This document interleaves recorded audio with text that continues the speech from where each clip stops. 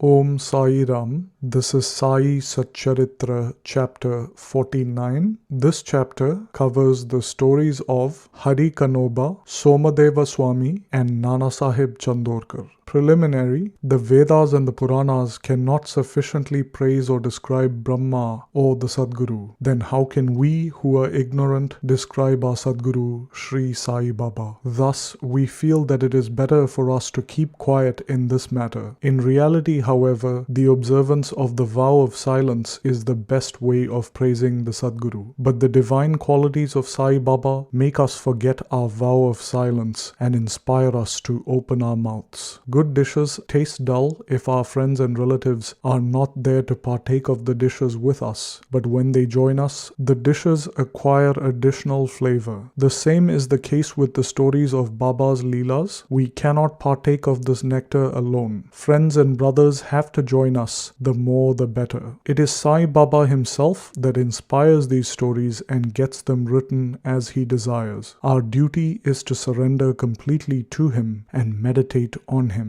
Practicing penance is better than pilgrimage, taking vows, making sacrifices, and charity. Worshipping the Lord is better than penance, and meditation on the Sadguru is thus the best. Therefore, we should chant Sai's name, think about his sayings, meditate on his form, feel real love for him in our hearts, and do all our actions for his sake and by his inspiration. There is no better means than this to terminate the bondage of samsar. If we do our duty as stated above, Sai is bound to help and liberate us. Now we return to the stories of this chapter. Hari Kanoba. A gentleman from Bombay named Hari Kanoba heard about Baba's miracles from many of his friends and relatives. He did not believe them as he was a doubting Thomas. He wanted to test Baba himself. So he came to Shirdi with a few friends from Bombay. He was wearing a lace-bordered turban on his head and a new pair of sandals on his feet. Seeing Baba from a distance, he wanted to go up and prostrate himself before Baba. He did not know what to do with his new sandals though. He went to a corner of the open courtyard, placed them there, and went into the masjid and received Baba's darshan. He made a reverential bow to Baba, received some udi and prasad from Baba, and then returned. When he came back to the corner, he found that his sandals had disappeared. He searched for them in vain and returned to his lodging very dejected. He bathed, prayed, and offered naivedya and had his meals, but all he could think about was his sandals. After finishing his meals, he came out to wash his hands when he saw a boy walking towards him. He had a stick in his hand, on top of which was suspended a pair of new sandals. The boy said to the men who had come out to wash their hands that Baba sent him with this stick and asked him to walk the streets shouting out loud, "Hari ka beta, Jari ka peta," and told him that if anyone claims these sandals are his, before you give him the sandals, assure yourself that his name is Hari and that he is the son of Ka, that is Kanoba, and that he wears a lace-bordered turban. Hearing this, Hari Kanoba was astonished. He went to the boy and claimed the sandals. He said to the boy that his name was Hari and that he was the son of Ka, that is Kanoba, and showed him his lace-bordered turban. The boy was satisfied and returned the sandals to him. Hari Kanoba knew that his lace-bordered turban was visible to everyone and Baba might have seen it. However, how could Baba know his name was Hari and that he was the son of Kanoba, as this was his first trip to Shirdi? He came there with the sole object of testing Baba and with no other motive. He came to know by this incident that Baba was indeed a great soul. He got what he wanted and returned home very pleased. Somadeva Swami. Now hear the story of another man who came to try Baba. Bhaiji, Kakasaheb Dikshit's brother, lived in Nagpur. When he visited the Himalayas in 1906, he met Somadeva Swami of Haridwar at Uttarkashi. Both took down each other's names and addresses in their diaries. 5 years later, Somadeva Swami came to Nagpur and was Bhaiji's guest. There he was pleased to hear the Leelas of Baba and a strong desire arose in his mind to go to Shirdi and see him. He got a letter of introduction from Bhaiji and left for Shirdi. When he reached Kopargaon, he took a tanga to Shirdi. As his tanga neared Shirdi, he saw 2 flags flying over the masjid in Shirdi. Every saint has a different mode of living and different outward paraphernalia, but these outward signs should never be our standards to judge the worth of a saint. But Somadeva Swami didn't see it that way. As soon as he saw the flags, he thought, why should a saint take a liking for flags? Does this denote sainthood? It implies the saint's hankering after fame. Thinking thus, he didn't want to go any further and said to his fellow travelers that he would go back. They said to him, then why did you come so far? If your mind gets restless at the sight of the flags, how much more agitated would you be on seeing in Shirdi the ratha or car, the palanquin, the horse, and all the other paraphernalia? The Swami got more confounded and said, not a few such sadhus with horses, palanquins, and tom-toms have I seen, and it is better for me to return than see such sadhus. Saying this, he was about to return. The fellow travelers pressed him not to do so, but to proceed. They asked him to stop his crooked ways of thinking and told him that Baba did not care a bit for the flags and other paraphernalia or for fame. It was the people, his devotees, who kept up all this paraphernalia out of love and devotion to him. Finally, he was persuaded to continue his journey, go to Shirdi and see Baba. When he saw Baba from the courtyard, he was melted inside. His eyes were full of tears, his throat was choked, and all his evil and crooked thoughts vanished. He remembered his Guru saying, our abode and place of rest is where the mind is most pleased and charmed. He wished to roll himself in the dust of Baba's feet, and when he approached Baba, the latter got wild and shouted, let all our humbug or paraphernalia be with us. You go back to your home. Beware if you come back to this masjid. Why receive the darshan of one who flies a flag over his masjid? Is this a sign of sainthood? Remain here not a moment longer. The Swami was taken aback. He realized that Baba was truly omniscient. The Swami knew that he was stupid in thinking those thoughts and that Baba was noble and pure. He saw Baba embracing somebody, touching someone with his hands, comforting others, staring kindly at some, laughing at others, giving Udi Prasad to some, and thus pleasing and satisfying everyone. Why should he alone be dealt with so harshly? He came to realize that Baba's conduct was a result of his inner thoughts and that he should take a lesson from this and improve. He realized that Baba's wrath was a blessing in disguise. It is needless to say that later on, his faith in Baba was confirmed and he became a staunch devotee of Baba. Annasaheb Chandorkar.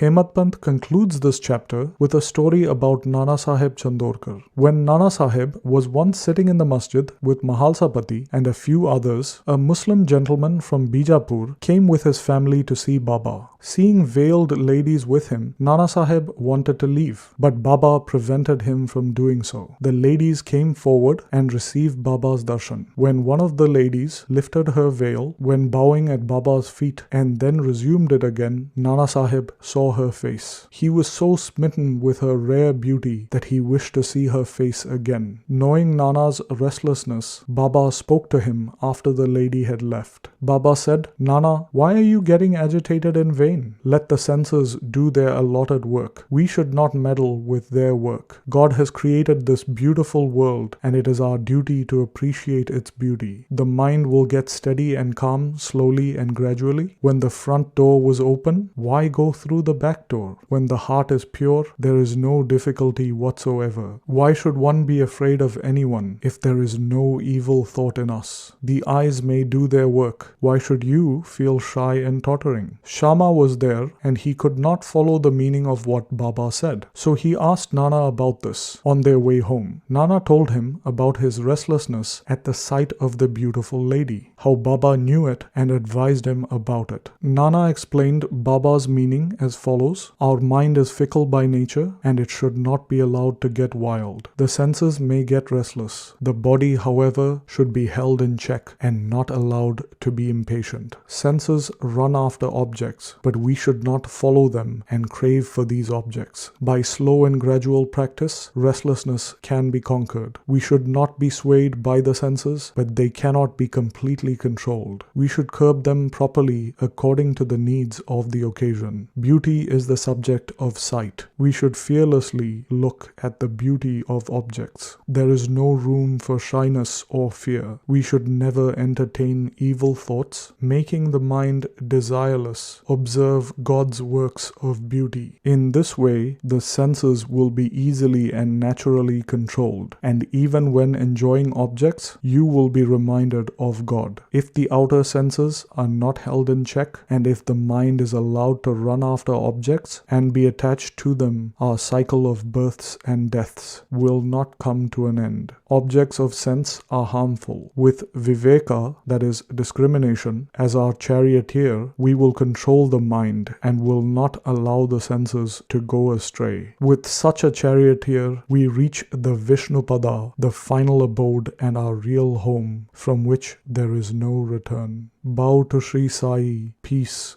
be to all. And this brings us to the end of Sai Satcharitra, chapter 49.